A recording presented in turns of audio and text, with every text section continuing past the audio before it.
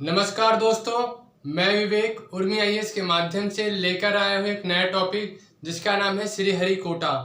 आखिर हम श्रीहरिकोटा का नाम बार बार क्यों सुनते हैं? इसरो जो कि हमारी अंतरिक्ष एजेंसी है, अगर कोई सा भी रॉकेट या उपग्रह लॉन्च करती है तो हम जरूर सुनते हैं श्रीहरिकोटा का नाम। और यह यूपीएससी के जीएस पेपर 3 के साइंस एंड टेक से संबंधित है।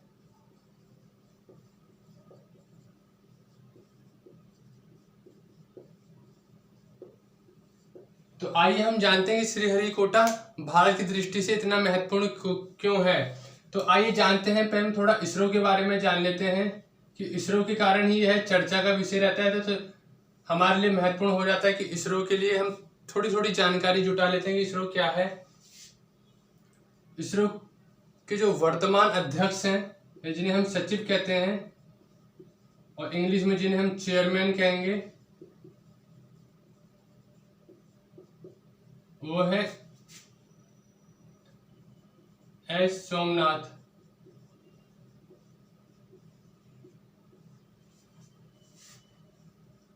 इसरो का जो मुख्यालय है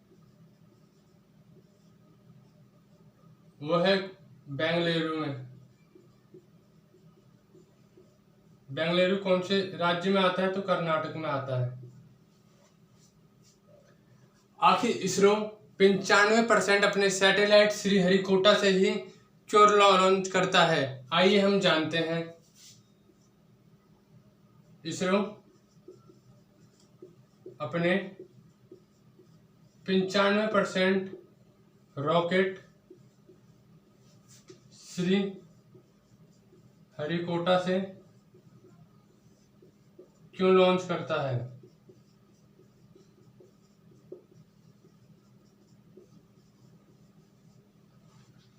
तो बच्चों, आपने देखा कि इसरो के जो चेयरमैन उनका नाम है एस सोमनाथ।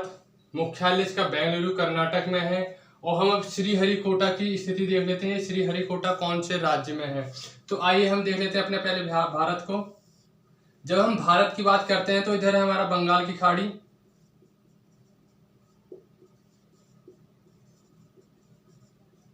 इधर है हमारा तमिलनाडु और इधर है हमारा आंध्र प्रदेश।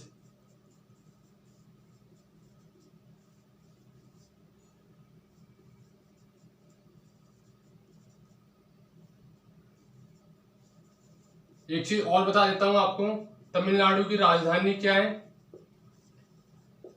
चेन्नई है। और उसी प्रकार से हमारी आंध्रा की जो राजधानी है वो अमरावती है। और तेलंगाना की राजधानी हैदराबाद है। तो क्या होता है, जो श्रीहरिकोटा की स्थिति है वो है हमारे आंध्र प्रदेश में। श्रीहरिकोटा कहाँ पे है अपना?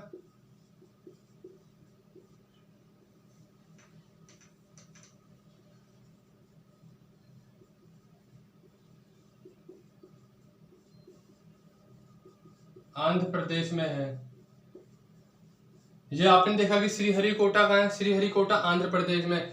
यहीं पे हमारी एक पुलिकट लेक भी है जो कि आंध्र प्रदेश और तमिलनाडु के सीमाओं के मध्य में है।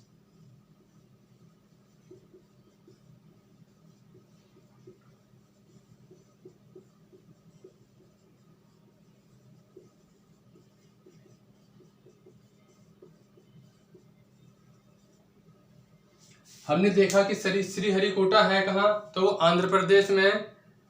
और पुलिकट जो झील है वो आंध्र प्रदेश और तमिलनाडु की सीमा के बीच में है। यूपीएससी ने एक बार क्वेश्चन पूछा था पुलिकट लेक की स्थिति को लेकर कि कौन से दो राज्यों के मध्य में, तो वो आंध्र प्रदेश और तमिलनाडु के मध्य में है। अब हम ये जानते हैं कि श्रीहरिकोटा से ही 95% लॉन्चिंग क्यों करता है इसरो। क्या यही हमारा पहला लॉन्चिंग स्टेशन है कि कोई और हमारा लॉन्चिंग स्टेशन था? आइए हम देखते हैं।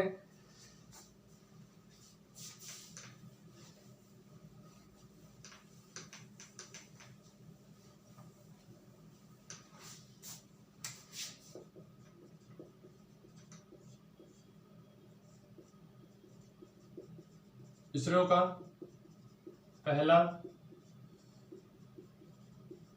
लॉन्चिंग स्टेशन जो इसरो का पहला लॉन्चिंग स्टेशन है वो क्या हमारा श्रीहरिकोटा ही है, क्या इससे पहले कोई और हमारा लॉन्चिंग स्टेशन था? तो जो हमारा सबसे पहला लॉन्चिंग स्टेशन था वो केरल राज्य के थुम्बा नामक जगह में था, थुम्बा नामक जगह में, जो कि केरल में था 1960 में। परंतु अब इस जगह को हमने स्पेस प्रदर्शनी के नाम से बना दिया है। अब ये स्पेस प्रदर्शनी के नाम से लोग यहाँ पे जाते हैं, स्पेस की रखी हुई चीज़ों को देखते हैं। और उसके बाद से जो हमने अपना स्पेसिंग लॉन्चिंग स्टेशन बनाया वो श्रीहरिकोटा बनाया।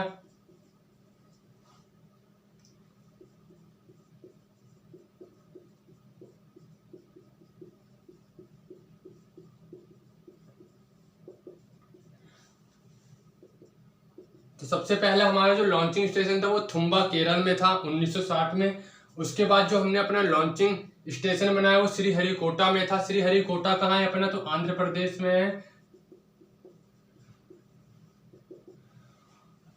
तो हमने इसे श्रीहरिकोटा क्यों चुना और थुम्बा से हमने इसे यहाँ पे क्यों ट्रांसफर करा? तो थुम्बा से हमने यहाँ पे इसे इसलिए ट्रांसफर करा क्योंकि वो काफ़ी कंजेस्टेड था, काफ़ी जनसंख्या वहाँ पे रह रही थी। इस कारण हमने थुम्बा से श्रीहरिकोटा में अपना स्पेसिंग स्टेशन यहाँ पे लॉन्च किया। जब हम देखते हैं श्रीहरिकोटा की बात करते हैं तो श्रीहरिकोटा हमारे पूर्वी तट पे है श्रीहरिकोटा, और यहाँ पे हमारी विषुवत रेखा है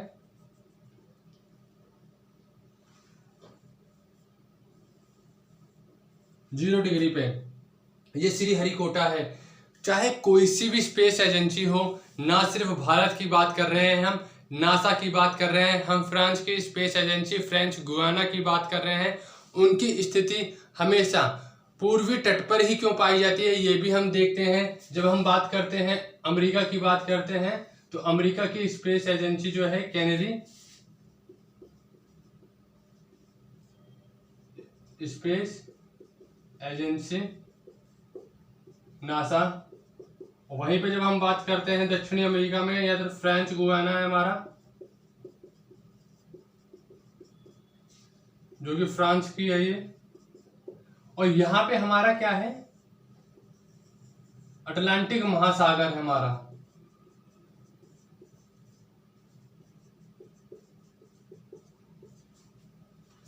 और हमारा यहाँ पे क्या है? इधर हमारा बंगाल की खाड़ी है।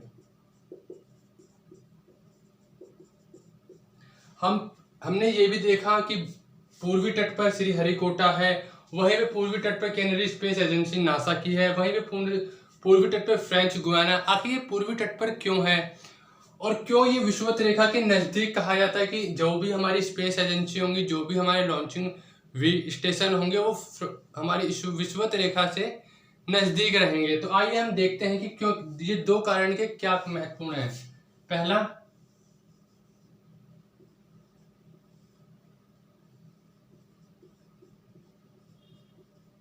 पूर्वी तट पर होना और महासागर का पाया जाना या किसी भी खाड़ी या सागर का पाया जाना। तो हम देखते हैं इन दो पर चर्चा में बात करते हैं। जैसे बच्चों आप जानते होंगे कि जब हम विषुवत रेखा पर रहते हैं तो हमारी पृथ्वी क्या है? हमारी पृथ्वी क्या है? पश्चिम से पूरब की ओर रोटेट करती है। और जो हम सैटेलाइट या उपग्रह अंतरिक्ष में भेजते हैं वो दो प्रकार के भेजते हैं। आइए हम ये भी देख लेते हैं यहाँ पे।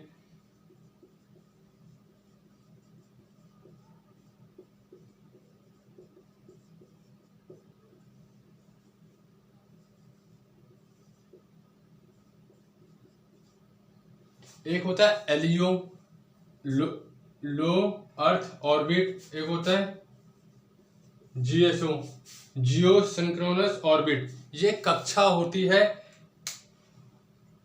जो अपनी लो अर्थ ऑर्बिट है। मान लीजिए ये हमारी पृथ्वी है, जो हम लो अर्थ ऑर्बिट के तहत जो हम सैटेलाइट भेजेंगे तो वह उत्तर से दक्षिण की ओर वो सैटेलाइट घूमेगी। मान लीजिए ये पृथ्वी है और हमने लो अर्थ ऑर्बिट कक्षा के तहत हमने एक सैटेलाइट भेजा है, तो वो पृथ्वी के उत्तर से दक्षिण की ओर उसकी परिक्रमा करेगी। वहीं पे जब हम जियो सर्क्रोनिस ऑर्बिट की बात करते हैं तो उसकी वो पश्चिम से पूरब की ओर गति करती है, पश्चिम से पूरब की ओर गति करती है।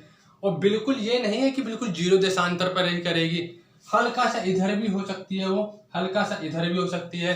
तो ये अब मैं लिख देता हूं, ये हमारी कैसे करती है, उत्तर से दक्षिण की, और जो ये करती है हमारी पश्चिम से पूरब की ओर।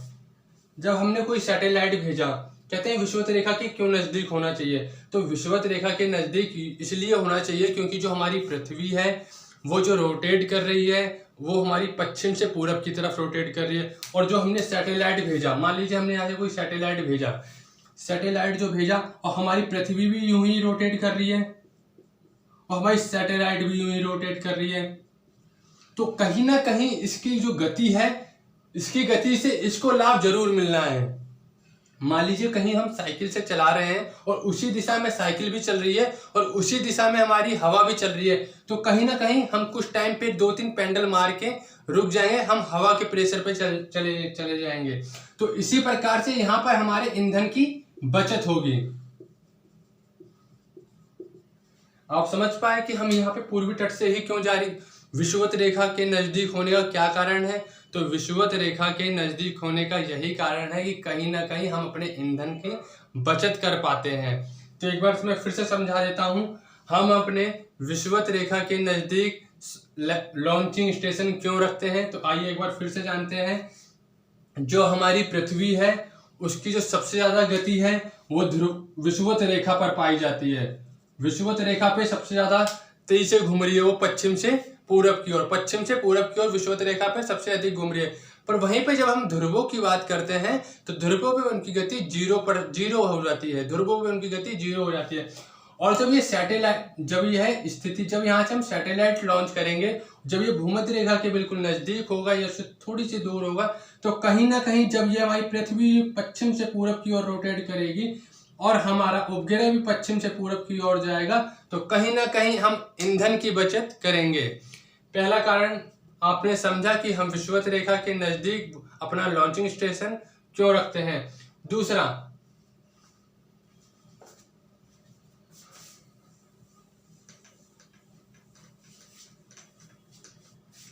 दूसरा इसके पूरब की तरफ हमने महासागर या खाड़ी क्यों देखी। मान लीजिए ये मेरी एक सैटेलाइट है, अभी हमने चंद्रयान 3 लॉन्च किया। कोई भी हम इस उपग्रह लॉन्च करते हैं, सैटेलाइट लॉन्च करते हैं, तो उसके अगल बगल 2 या 3 के रेशो में बूस्टर लगे होते हैं, जो कि जैसे मान लीजिए ये कोई सैटेलाइट है और इसमें 2 बूस्टर लगे हुए हैं, ये ऐसे उड़े, एक बूस्टर इधर का निकल गया, एक बूस्टर इधर का निकल गया, थोड़ी देर और चले, एक बूस्टर इधर का, एक बूस्टर इधर का निकल गया। मान लीजिए इधर कोई देश है और वो किसी देश के ऊपर जाके बूस्टर गिरता है, तो वहां पर जान और माल की हानि हो सकती है। परंतु यहाँ पे जब हमारा समुद्र है तो यहाँ पर हमें किसी चीज की हानि नहीं होगी। और मान लीजिए किसी कारणवश या तकनीकी वश सैटेलाइट में कोई कमी आ गई तो हम उसे समुद्र में उतार सकते हैं या गिरा सकते हैं, इसलिए हम उसके हमेशा पूरब में समुद्र रखते हैं या खाड़ी रखते हैं। तो बच्चों, आज आपने देखा कि श्रीहरिकोटा क्यों महत्वपूर्ण है। और एक चीज और है, भारत यहाँ पर रुका नहीं है, भारत अब तमिलनाडु के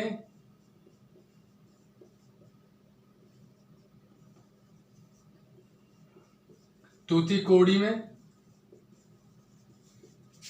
लॉन्चिंग स्टेशन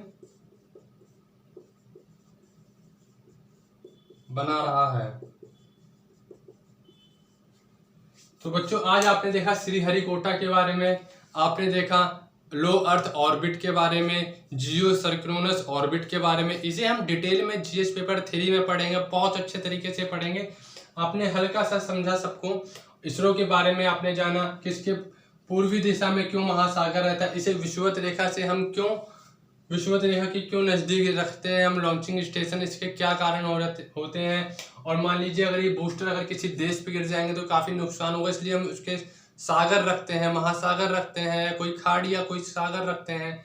तो आज आपने देखा श्रीहरिकोटा भारत के लिए क्यों महत्वपूर्ण है, और आपने अन्य देशों के भी लॉन्चिंग स्टेशन देखे कि उनकी स्थिति भी अपने देश के पूर्वी तट पे ही है और उनके बगल में महासागर की स्थिति है, चाहे वो नासा एजेंसी हो चाहे फ्रेंच गुयाना की स्थिति हो। तो यहीं पे हम वीडियो समाप्त करते हैं, मिलते हैं कल आपसे अगली वीडियो में। बच्चों, अगर आपको वीडियो अच्छी लग रही हो तो आप नोट्स बनाते रहिए, परीक्षा का इंतज़ार मत कीजिए, परीक्षा आने में कोई समय नहीं, अपना समय बर्बाद मत कीजिए, पढ़ते रहिए, स्वस्थ रहिए। जल्दी ही हम पूरा एक सब्जेक्ट उठाएंगे जो कि समाप्त करेंगे।